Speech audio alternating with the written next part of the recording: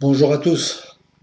Je voudrais vous parler aujourd'hui des gilets jaunes et de conscience politique et apporter à ma modeste mesure quelques réflexions et propositions pour ce mouvement qui, depuis maintenant plusieurs semaines, étonne la France et commence à étonner le monde entier.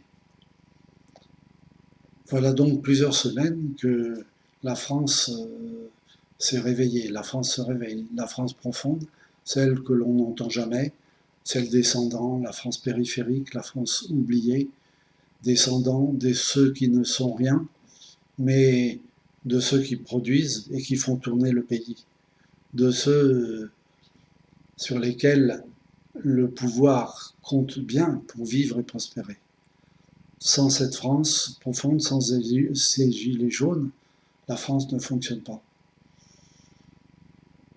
Cette France profonde, ces Français dont on ne parle jamais, qui se font toujours oublier, qui subissent depuis des décennies, l'oppression du pouvoir, la servitude, subissent sans broncher le chômage, l'immigration et tant de difficultés que aujourd'hui il semble manifester une sorte de ras-le-bol, de ça suffit, ce n'est pas cela qu'on veut, cela ne convient pas, nous voulons autre chose. C'est, je crois, faire preuve d'une très forte conscience politique. Les Français, le peuple français commence à prendre conscience de lui-même. Et ça, c'est une étape très importante, très positive, nouvelle, devrais-je dire, parce que jusqu'à présent, les Français subissent sans broncher, en silence. Voilà maintenant plusieurs semaines qu'ils manifestent dans les rues, sur les ronds-points, dans les campagnes, dans les villes, dans les villages, par milliers, par dizaines de milliers, à l'exaspération, on va dire, à l'exaspération du pouvoir qui ne sait comment répondre, qui commence à s'impatienter, qui ne sait que répondre que par la force brutale, la violence, parfois la plus extrême, on l'a vu, avec des blessures qui sont aujourd'hui qualifiées de blessures de guerre, par dizaines, bientôt par centaines. Il est donc indispensable pour les Gilets jaunes de songer maintenant à l'avenir. Cette étape des manifestations dans la rue est une étape essentielle, indispensable, une prise de conscience justement, selon laquelle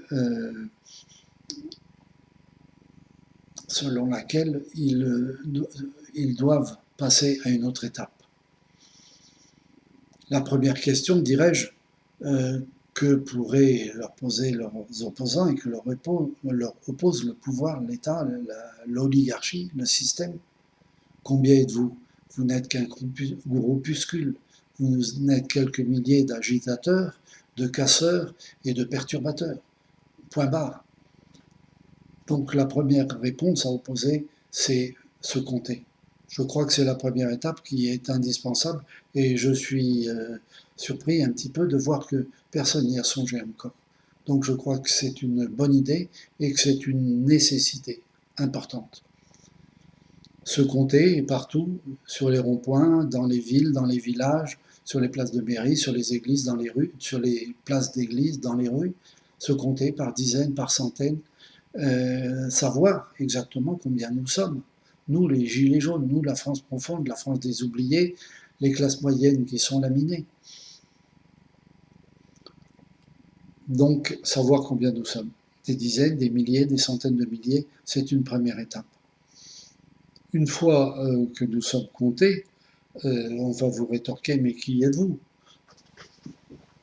On ne vous connaît pas. Vous êtes la France profonde, vous êtes les Français, et puis c'est tout. On peut leur rétorquer, il faut leur rétorquer maintenant, nous sommes la société civile. Nous sommes la France qui commande et qui doit commander, la France qui dirige, la France qui fait tourner le pays. Nous sommes la société civile et je pense qu'il est bon de se définir comme tel. Communauté française, société civile.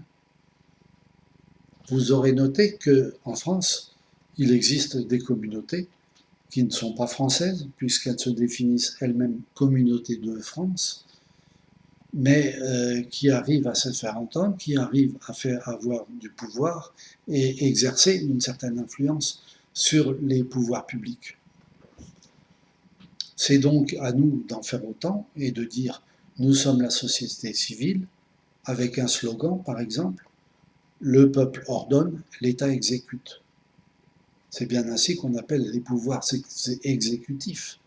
Et c'est bien ainsi que l'on devrait définir la démocratie. Le pouvoir par le peuple, pour le peuple et au peuple, entre les mains du peuple. Donc effectivement, une fois que la société civile s'est définie, c'est à elle de s'organiser. C'est à elle de dire ce qu'elle veut, comment elle veut et pourquoi elle veut ceci ou cela. Il est étonnant par ailleurs de remarquer que les Français semblent vouloir toujours s'adresser à ceux qui les persécutent, à tout le moins, pour régler leurs problèmes, leurs propres problèmes. Mais il y a quelque chose d'absurde de demander à l'État, à l'oligarchie, de régler les problèmes qu'elle cause elle-même, à nous les Français, alors que ses propres volontés, elle organise les choses et les affaires de l'État et de la nation à sa disposition exclusive, à sa façon, comme elle l'entend, pour ses propres intérêts. Donc, demander à l'État de régler nos propres problèmes est quelque chose d'aberrant et d'un peu absurde.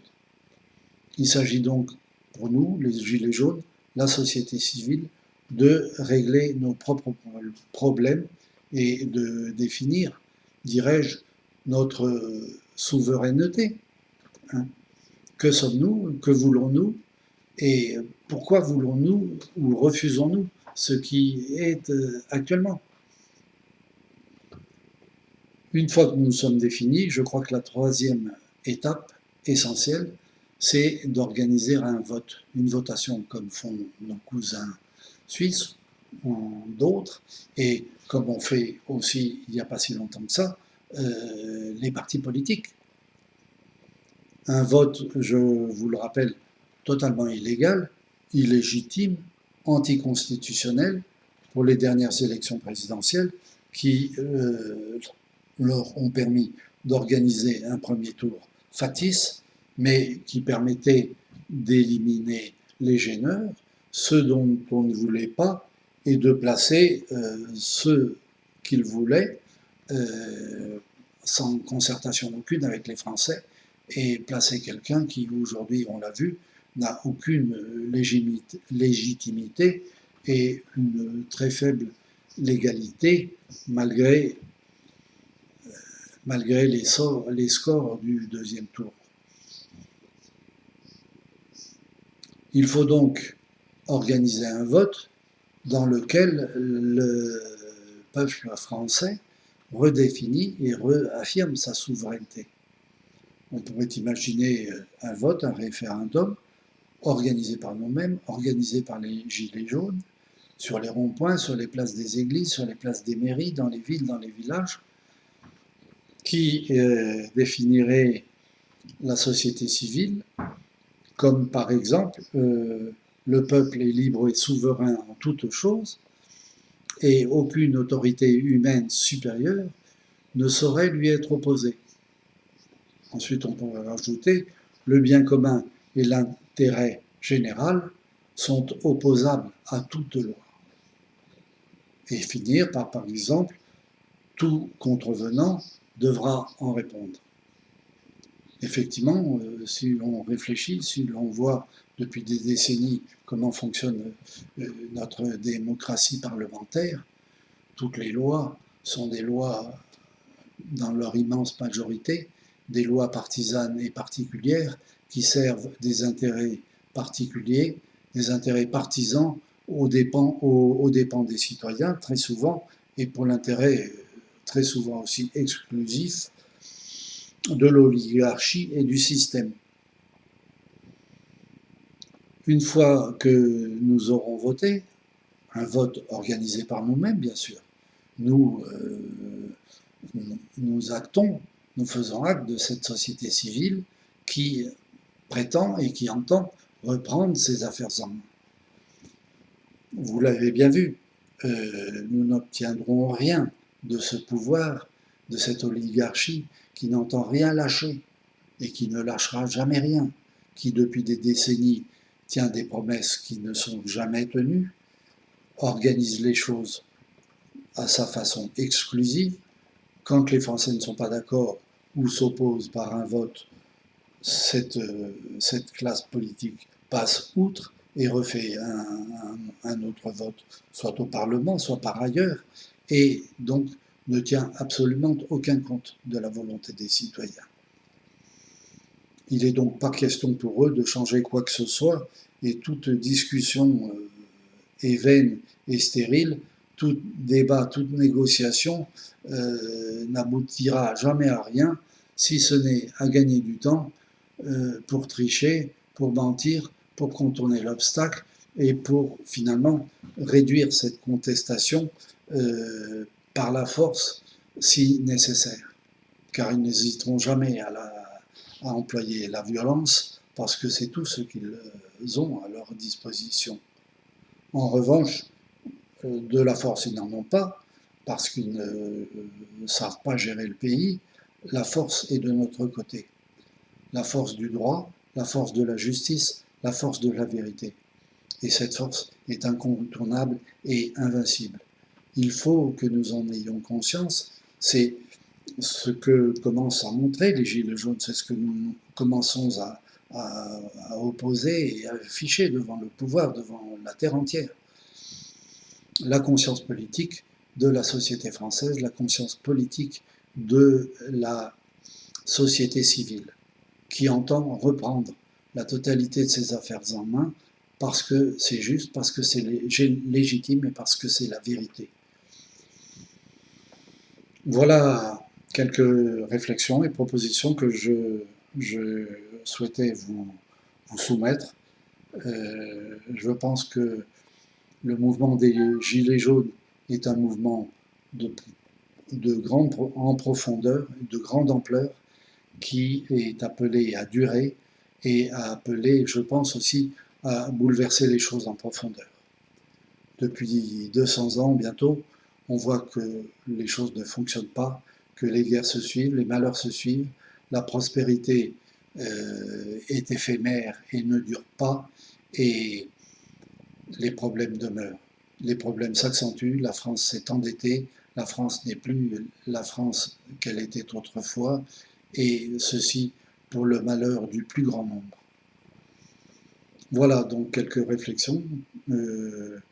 Je vous propose de reprendre ces propos un peu plus tard, en fonction de ce que vous répondrez, en fonction de comment réagiront les Gilets jaunes, comment réagiront les Français, mais je crois que ces 3 étapes sont indispensables. Se compter, s'identifier et voter. Le peuple ordonne, l'État exécute. Cela doit être notre préambule, dirais-je, de nouveaux modes de vie de la société française et de la France elle-même. Voilà, ce qui compte, dirais-je, c'est de oser, oser. Nous sommes tous bloqués un peu par l'hésitation, nous avons peur d'oser, alors que si nous osons, nous n'aurons plus peur. Voilà. Bougez-vous et n'ayez pas peur. À bientôt.